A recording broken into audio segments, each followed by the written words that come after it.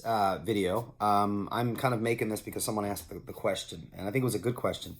Apparently, someone tagged me on a thread where it was talking about a parent who had a kid who used to believe in God, but doesn't believe in God anymore.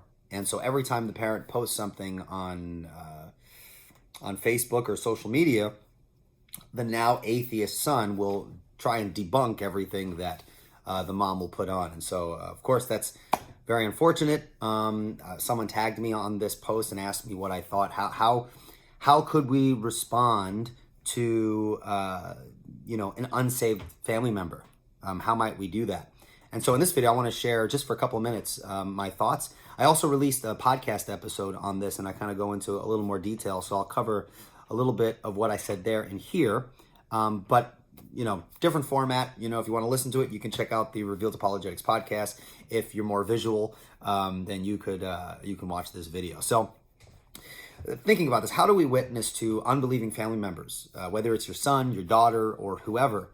I think 1 Peter chapter 3, verse 15 is still relevant here, right? Set apart Christ as Lord in your heart, always being ready to give a reason for the hope that's in you, yet doing so with gentleness and respect, okay? There is a relational aspect to how you might engage this issue. And there's an intellectual aspect in which we would engage this issue, okay? First, let's talk about the relational, okay? I think the advantage of witnessing to family, and there are some disadvantages, so this is not an absolute thing, but I think the advantage is that if this is a kind of a mother-son relationship, hopefully the relationship is such that there is the possibility of kind of engaging in a face-to-face conversation and kind of just sitting down and talking about like what's the person going through, what kind of questions do they have, and kind of deal with it in that kind of personal sphere. Although I have nothing against debating on social media, I think there's a place for that, okay? I think the best bet for a parent and their son, in this particular context, I think the son's an adult. I don't think the best way to go about that is to engage in debate on the Facebook thread, right? This is someone you know, so you have kind of a relational connection with the person. So there's kind of an advantage. You're not just talking to a stranger.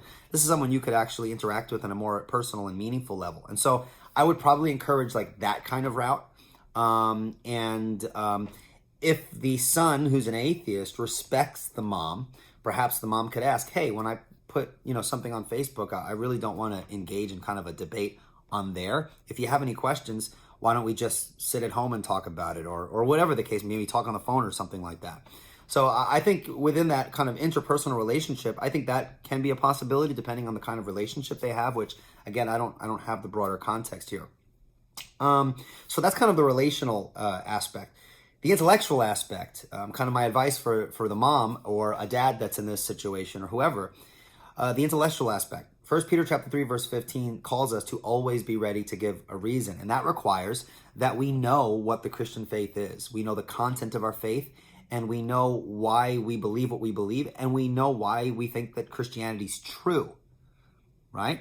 And so we need to be able to equip ourselves intellectually to be able to give a reason for the hope, right? So for the mom or the dad or whoever is involved in this situation, really sitting down with their son or their daughter or over the phone or whatever, and really just have a conversation. Hey, what kind of questions do you have?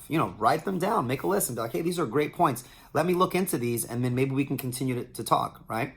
And so this can be kind of a project that the mom or the dad creates for themselves as they really see the value in being able to answer even their children when there are certain doubts and animosity towards the Christian faith. So again, we can't just have a kind of a get out of jail free card experience. Well, what if my son says this? What should I do? Well, whatever you do, it's going to require you to be ready.